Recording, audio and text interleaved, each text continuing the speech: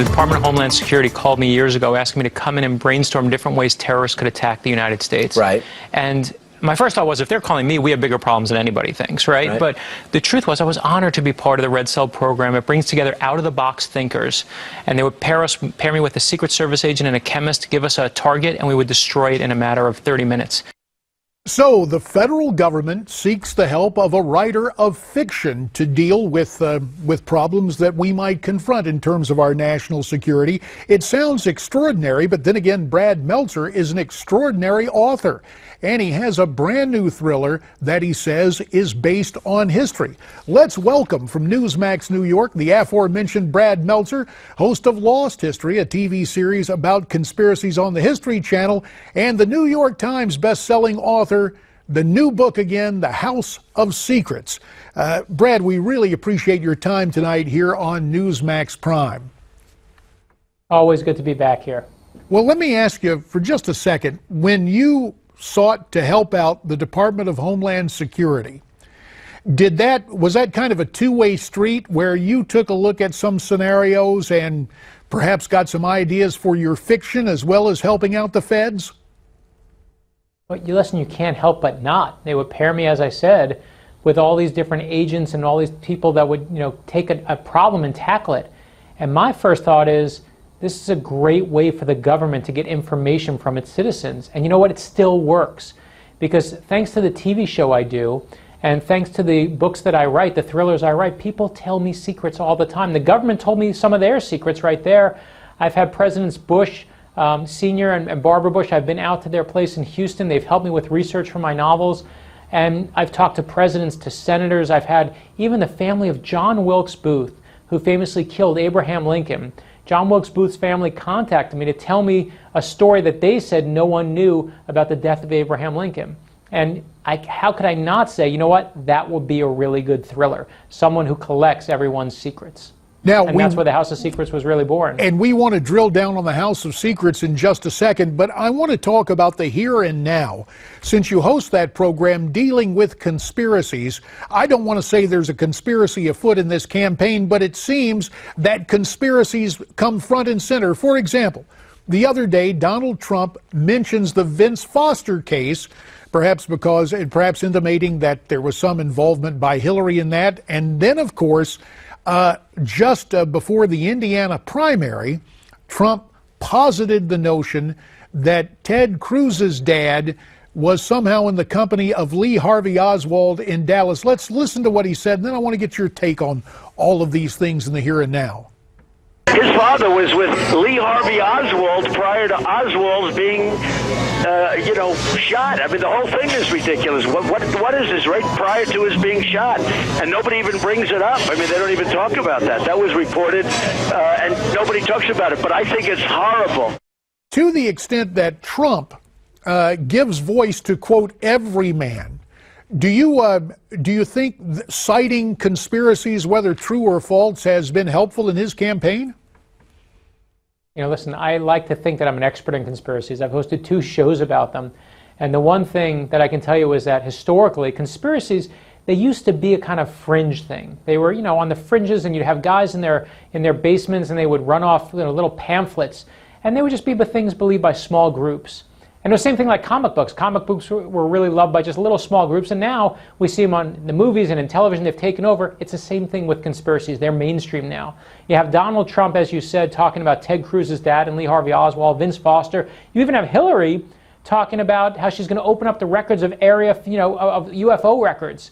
I mean, that's an unbelievable idea that both candidates running for the presidency are openly talking about these so-called conspiracies. But here's the thing. You know what every conspiracy is based on? It's based on fear. That's what they're always based on. If you want to know, you show me your favorite conspiracy and I'll show you what you're afraid of. And in fact, I'll show you like this. You want to know who killed JFK? If you look in the 60s, JFK we thought was killed by the Cubans and by the Russians, our enemies at the height of the Cold War. In the 70s, we thought JFK at the height of Vietnam and of Richard Nixon and Watergate, when we really distrusted the government, we thought JFK was killed by LBJ and by the CIA. Our own government turned on us. In the 80s, as the Godfather movies peaked, who killed JFK? It was the mafia. So decade by decade, if you want to know who killed JFK, it's whoever America is most afraid of at that moment Brad, in time. it sounds almost like it's holding up a mirror to society and self-perception. And that brings me to your book, House of Secrets, because one of the main characters hosts a show about conspiracies on television. How much of this new book is autobiographical? Listen, let's talk about the book a moment. It opens up with a woman who's in a hospital and she wakes up with no memory. There's been an accident, her father's dead, and her father, as you said, hosted a conspiracy TV show. And the FBI tells her the last person her father was seen with, and I know this world well, that's exactly what I did, the last person her father was seen with has an object in his body. And then what they find is a priceless book that belonged to Benedict Arnold. From there, she finds scars on her body. She doesn't know how they got there, guns she doesn't know how she owns, and she realizes only by solving this murder will she figure out what happened to her dad and who she really is. Now, that's the beginning of the House of Secrets. She's the mystery. But of course, I built it on my own experience. I built it on the fact that people always come and tell me these stories.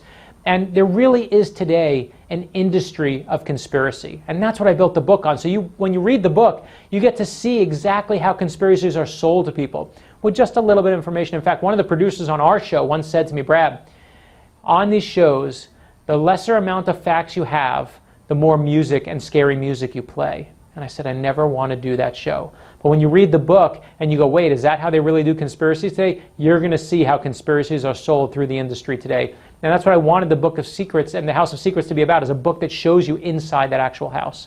It is intriguing. I look forward to reading it. Just out, the brand new book, House of Secrets. Brad Meltzer, thanks so much for your time tonight here on Newsmax Prime. Always appreciate being here.